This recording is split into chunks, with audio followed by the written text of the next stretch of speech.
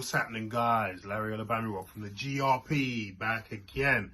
It's been a while, but yeah, I'm here with a video about, well, it's a review of the spoiler review of the Marvels. So if you haven't watched it and you have interest in watching it, maybe not watch this review. But if you've watched it or you don't mind spoilers, sit tight, because you're gonna want to hear what I've got to say. Yeah.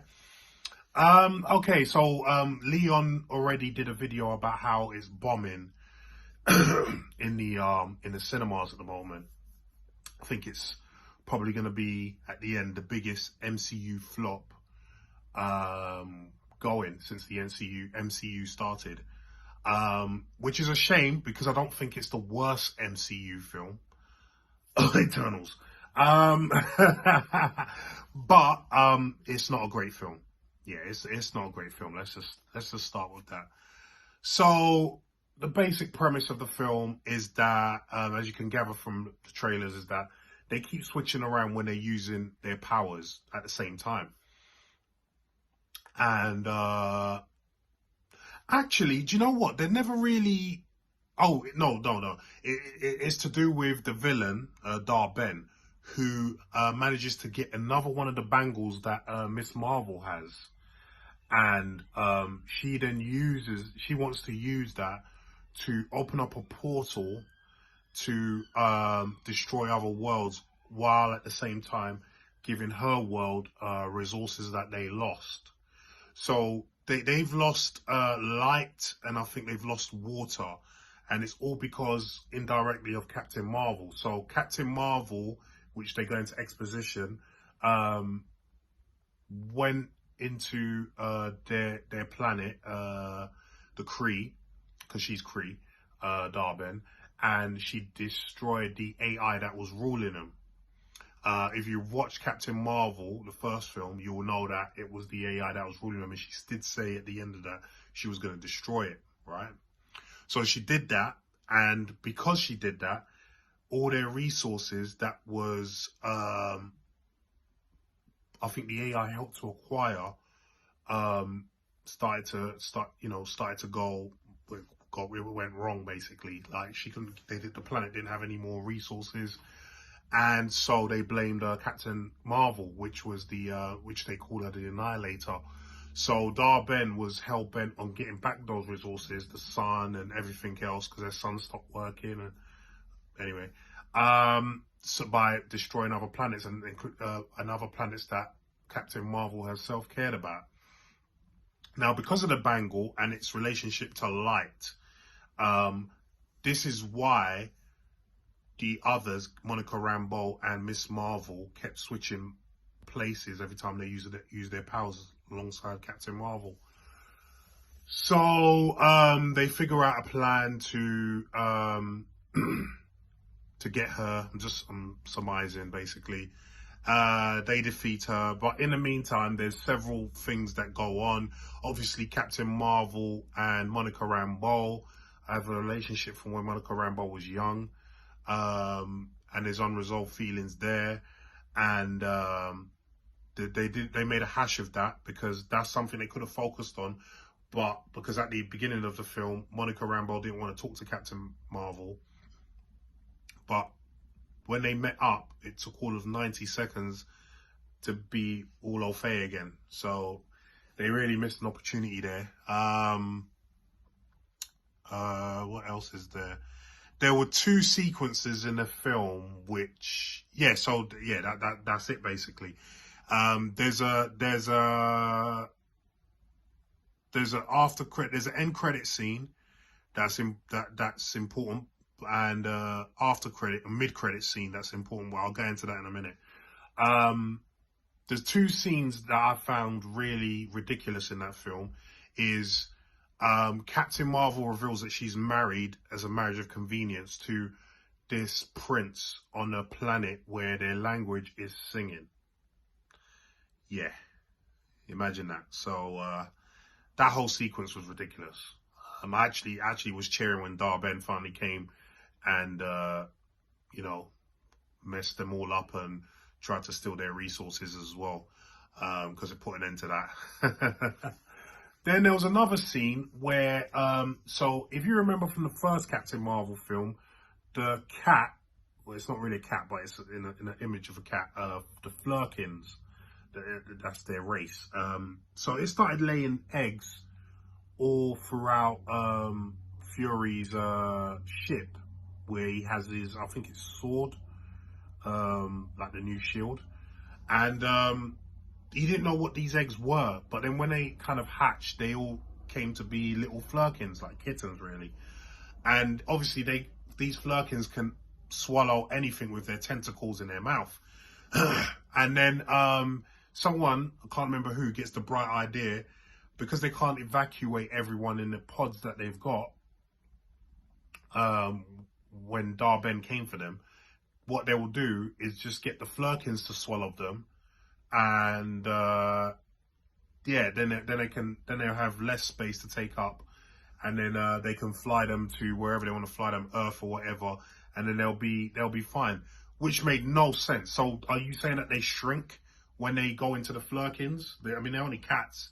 It just didn't make any sense, to be honest with you. So those two sequences, I think me and a lot of other people had problems with.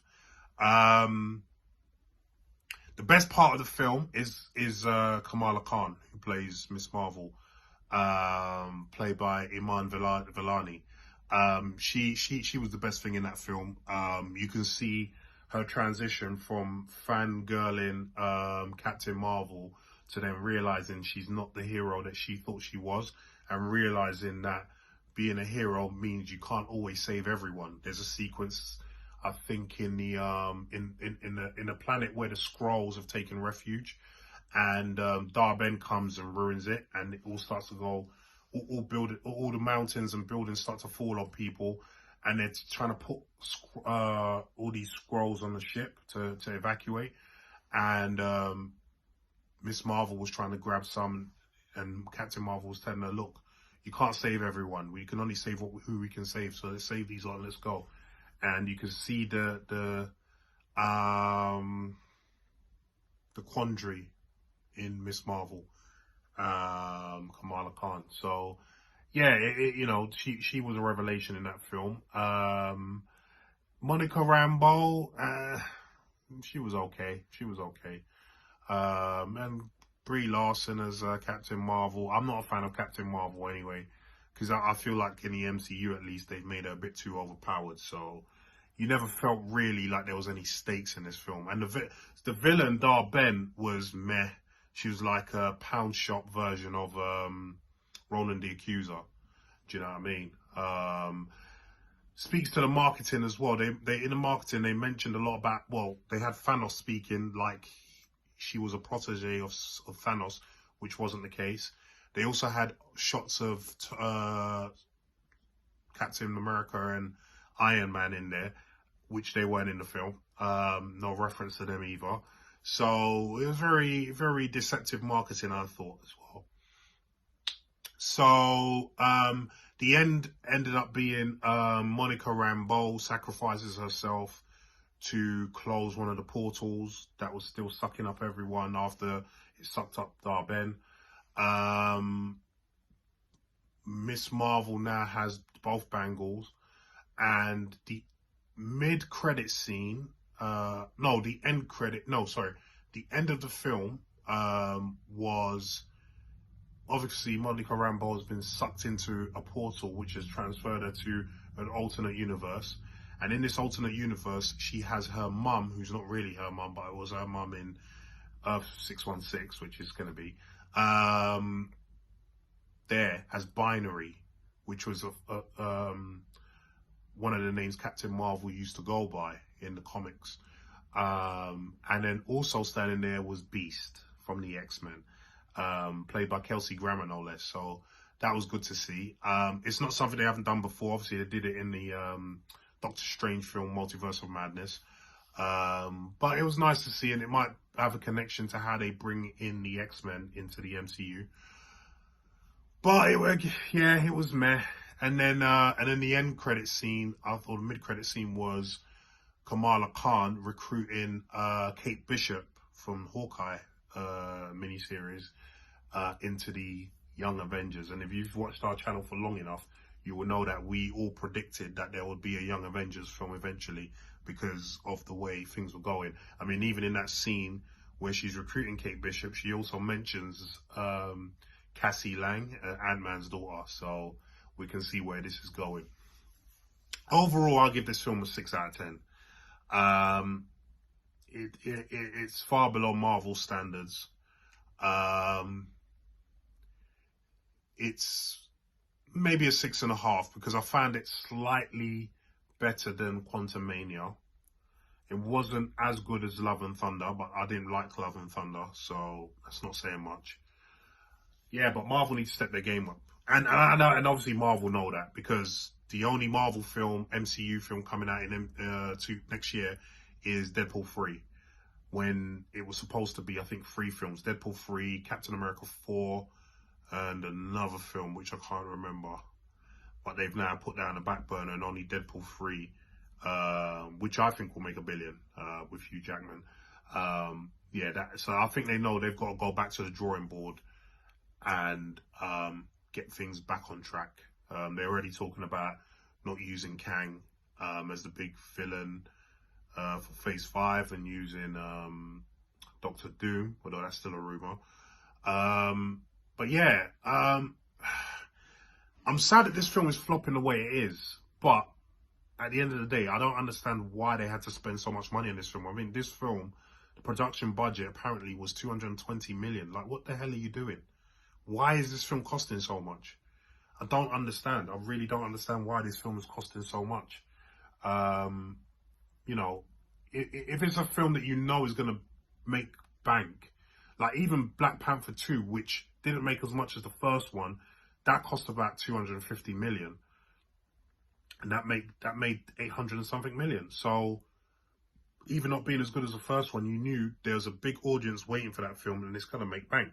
That made a profit. But I think they were relying too much on the fact that Captain Marvel, the first film, made 1.1 billion.